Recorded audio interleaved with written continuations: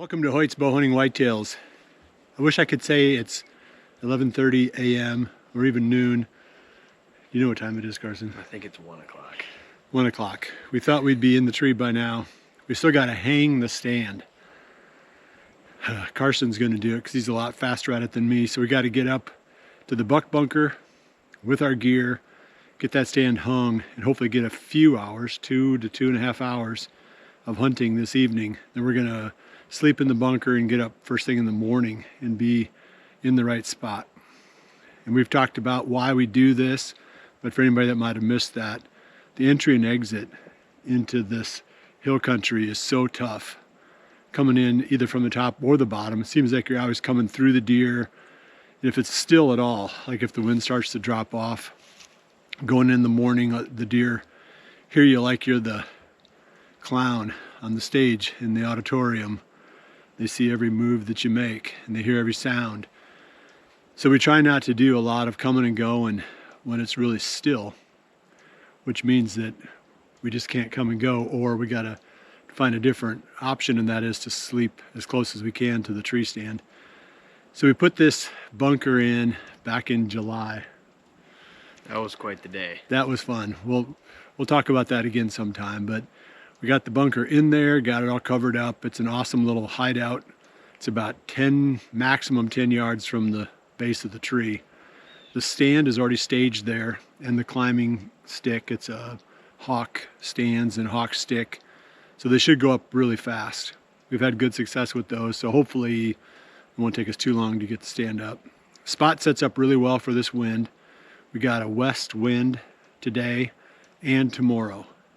And that's important because you can't have the wind switch during the night and then get up in the morning and have it be perfectly wrong. Now you're stuck. So you always got to coordinate these little overnight missions so that your evening and your next morning winds are at least close enough to each other that you can get away with hunting the same spot. Should be a rut travel route. It's pretty close to where we've hunted a couple of times out on that food plot that we call Old Unreliable. But there are a couple shooters up there. They've been showing up very sporadically on the trail cameras up in that area, but we know that at least there's some hope that one of these bucks could come by either this evening or tomorrow morning. With that in mind, we are heading up the valley and getting a tree stand hung. Hoyt's Bowhunting Whitetails is brought to you by Redneck Blinds, Code of Silence Apparel, the Hunt Stand app, Whitetail Institute, Research Equals Results, B3 Archery, Muddy Outdoors Tree Stands, Stealth Cam Trail Cameras, My Outdoor TV, and Hoyt. Carson did a good job. Probably, maybe it was a record. He's getting good at hanging these stands. These hawk stands are pretty nice. They hang super easy. Yeah, they're lighter, a little bit easier to handle. The thing I liked about the Muddy Outfitter though that we've been using too is that if the tree is angling just a little bit, you can level up the platform. Like right now, I'm leaning just a tiny little bit forward. And it's not bad, but you know, if you're gonna be there for several days, it's kind of nice to be level.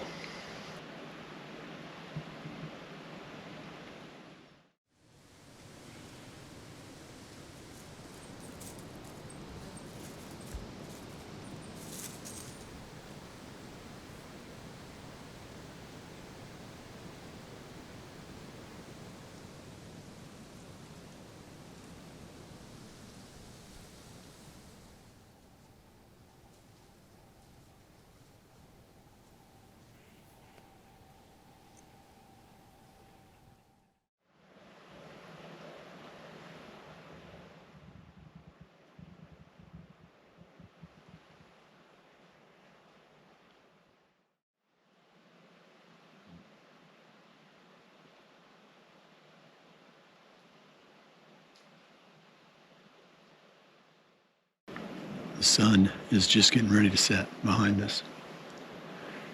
We're not quite up on top of the ridge, otherwise we'd probably be able to see it, which means we've got 40 minutes left, legal shooting time.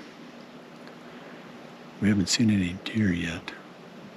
It's starting to get really still. And the thermals, you can feel them pulling down the valley. It's perfect for the way we're set up. It's really quiet though. I mean, there's a few squirrels chattering around, but we haven't heard any kind of deer activity at all. I don't think they heard us coming in. I really don't, or saw us.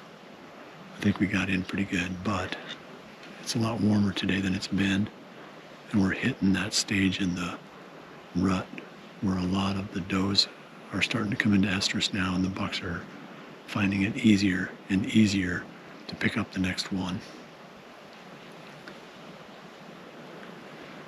It would be really hard to get out of here at the end of legal shooting time. You got a deer? Mm-hmm. It'd be really hard to get out of here at the end of legal shooting time, as still as it's going to be, without every deer knowing. So we crunch, crunch, crunch our way out of here. Plus, we do have phone service on the hill, so we can watch movies in the buck bunker. We got our little dinner and a movie in the buck bunker. Hopefully, it'd be really nice to not have to stay there tonight. Not that it's not enjoyable, but it'd be nice if a buck would come through. We could have the hunt conclude this evening. We'll show you whatever else comes out here, or if anything comes out. Otherwise, we're going to be picking up our little bit of gear off the ground there and sliding up the hill into the bunker here pretty quick and be ready to go first thing in the morning.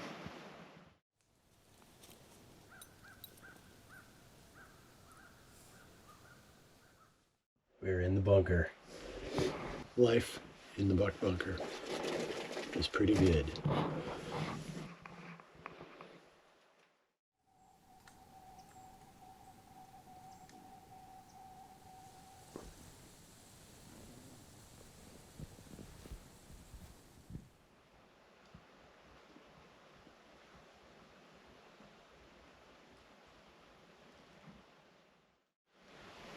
Day 2 of our hunt from the buck bunker.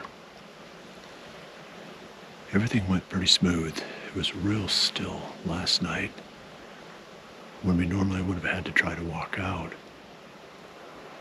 So that part was definitely a benefit to us to only have to go 15 yards. I mean, it was pretty comfortable evening in that Freedom camper shell. I get spoiled doing that. But the highlight was the northern lights. That was pretty spectacular. Went outside to take a leak and the sky was orange. So right away, Carsen grabbed his phone and shot some video out there and took a few photos, but it was spectacular. That was really cool. It was almost unbelievable. Yeah. It was orange and red. The whole sky was lit up. I thought, when I first saw it, I thought there must be a fire someplace reflecting, you know, off the low clouds or something, but it was a clear sky and it was just northern lights. One of the benefits of being here in the middle of nowhere, the nearest light, even on a farmhouse, is almost a mile away. So we didn't have anything, nothing to take away from the glory of the northern lights. Is that a Squirrel. Okay.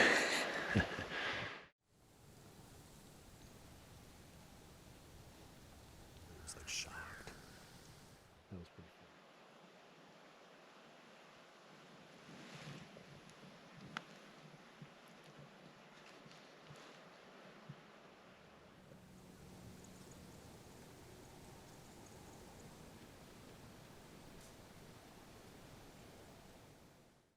One of the biggest advantages of spending the night right here is all the time and noise and work that had saved us this morning, trying to climb up into these bluffs. Because we're probably, by the way that we make this loop, we're probably almost a mile from the building.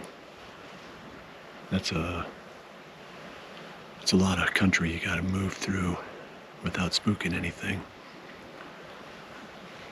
So in theory, this is the way to hunt this country if the wind is stable enough where you can hunt the same spot in the evening and then the next morning.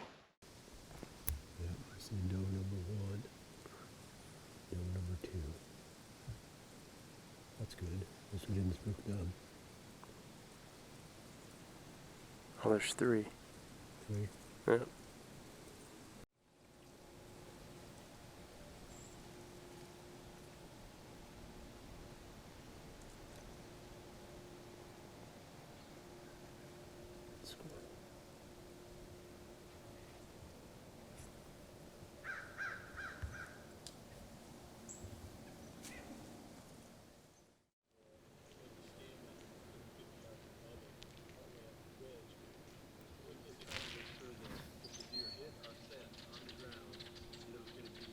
Little buck. Definitely centering.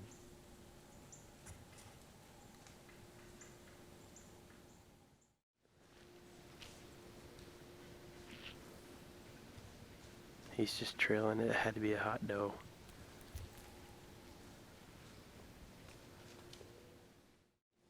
What's standing up? Oh, he's up top.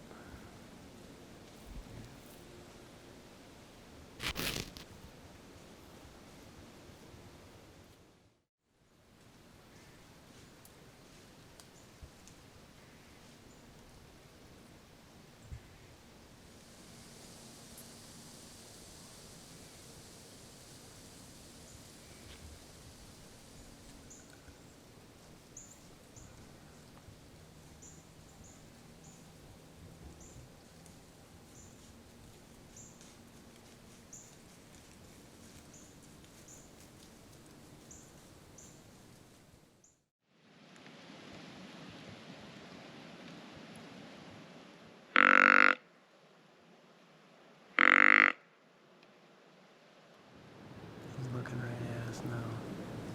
Yeah, don't move. I'm not going to move an inch.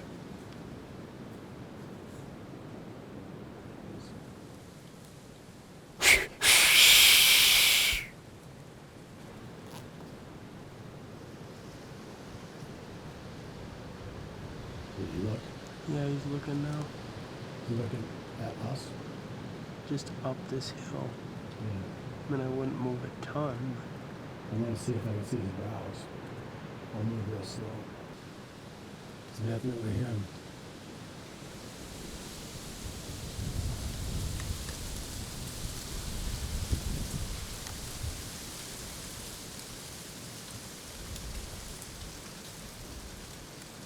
Where is he? Now he's going up. Straight away from us. I just lost him. Midday update. The buck that I've been hunting all season just crossed about 100 yards below us. The wind is really kicked up and it's swirling all over in here. He would have been potentially downwind of us, but with all this swirling it's hard to say. I tried grunting at him, then I tried a snort wheeze, and he would look, but he wouldn't make any commitment towards coming up this direction. He kept looking back across the draw to the north. That's the direction he went when he left. So I kind of wonder if either he had someplace in mind that he was going to, or if he had a doe that he was following. If he had a hot doe that he was following, then we need the doe to come back. Otherwise we'll never see him again. But if he was just kind of on a little bit of a mission to check out a certain spot, or was following a doe that wasn't hot, there's some chance that we'll see this buck again before the day is over. Because he definitely registered the calls. He definitely heard them and looked.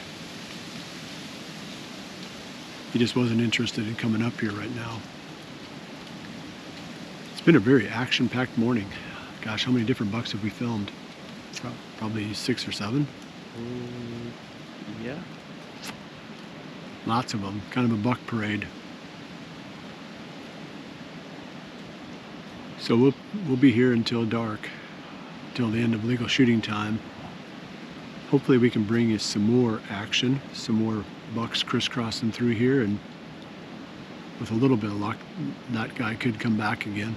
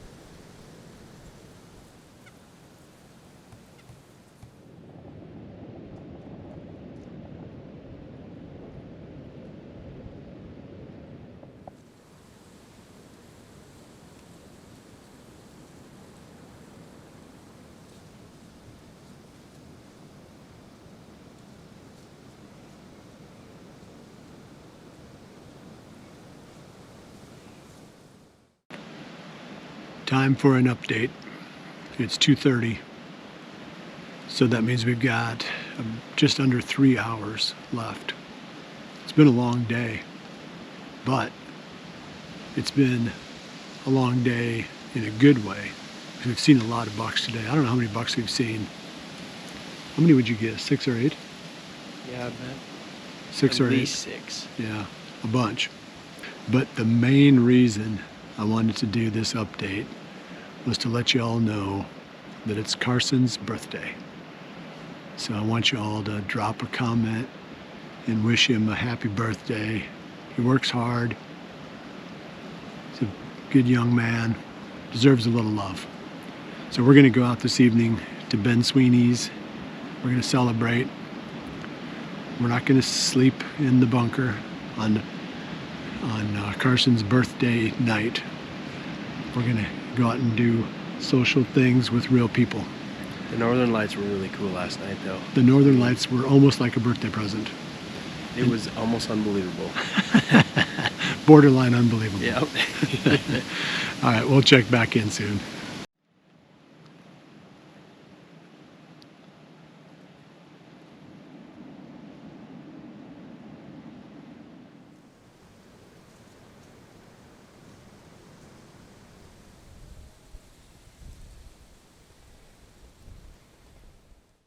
We got about 45 minutes left. Maybe a little bit more than that, but we'll run out of camera light before the end of legal shooting time. The last couple of hours, we haven't had any sightings, but it was pretty action-packed all day long, even during the heat of the middle of the day. I mean, it was pretty warm, especially with that sun beating on us. Hopefully we're not done. We had a few highlights. I was excited to finally see the buck that I've been trying to hunt all season. We're going to be taking a few days off. Carsen needs to spend a few days with his family, celebrate his birthday, do a little hunting. I'm going to get some business done, get some stuff done in the office, and then I'll be back in the tree, and we'll go back after this buck. We know where he's living now, at least a pretty good idea, and I think he'll still be here on the second half of the rut. Sometimes that backside of the rut can be even better than the first part. I've got a lot of food sources. A lot of times those bucks will start moving towards food at the tail end of the rut. I definitely have spots for that. So I'm holding out hope that I can still catch up with that buck. We've been here for 27 hours, I figured.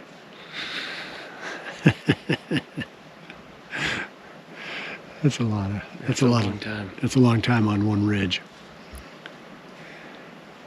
I could stay here for another 27, but Carson, like I said earlier, he wants to get back to humanity, real people. I'm a little bit hungry, actually. I'm getting hungry myself. If anything else shows up, we'll definitely break in and add it onto this video, and I expect something will. But I think the buck bunker was a success. I think the whole concept there is a good one. I need maybe a couple more of them scattered around on the farm. There's nothing wrong with sleeping under the stars too, but if you get a rainy night or you get real cold, the bunker, that Freedom Camper shell is definitely the way to go. It was warm in there. Yeah, you don't need much in there at all. No, it was very warm. I'll keep the episodes coming. I think the episode tomorrow is going to be Ben's hunt, Ben's season. I think he had 4 or 5 really good days of hunting, and I've got that stuff. We'll put that together into an episode. That'll be tomorrow. We'll keep some content coming, but I'll be back in the tree again in just a few days. I appreciate you joining us. We'll see you right back here again soon for the next episode of Hoyt's Bowhunting Whitetails. And remember to always dream Big.